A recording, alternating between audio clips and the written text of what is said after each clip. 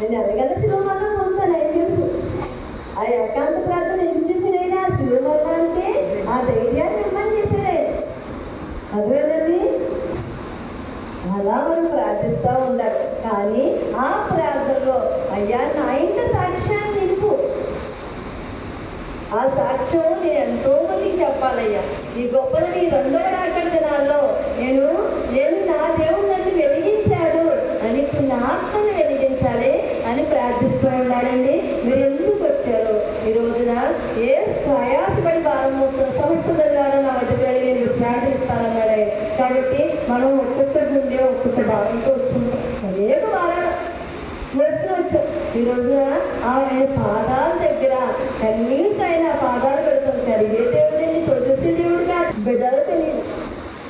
అదే నేను బిడ్డల కోసం ప్రార్థన చేస్తూ ఉంటాం కదండి, అంతే కదండి. ఇల్లు చక్కబెట్టుకుని పెట్టుకోవాలి అంతేనండి.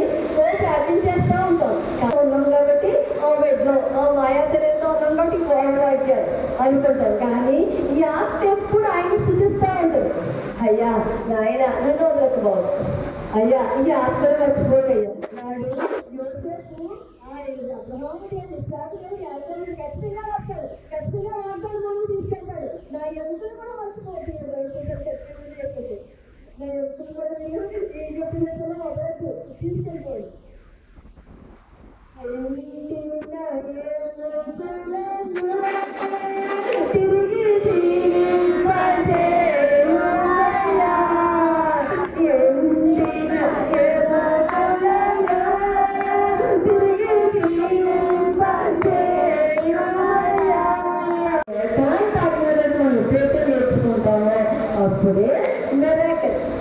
అప్పుడే ఈ రాత్రి మనం ఆ ఏకాంత అనుభవంలోకి వెళ్ళాలండి. ఈ పక్కన ఎవరున్నారో ఏంటో అంతా మర్చిపోవాలి. ఇక్కడ ఎవరున్నారనుకోవాలండి? మీరు, మీ దేవుడు, మీ క్షమాపణ, మీ సమస్య, మీ స్తుతి. మీరు, మీ దేవుడు, మీ క్షమాపణ, మీ సమస్య, మీ స్థుతి. ఎందుకంటే సమస్య ఎందుకు చెప్పమన్నారంటే ఆయన అడగండి ఇస్తానని చెప్పాడు. ఆయన అడగండి, ఏ నామములో?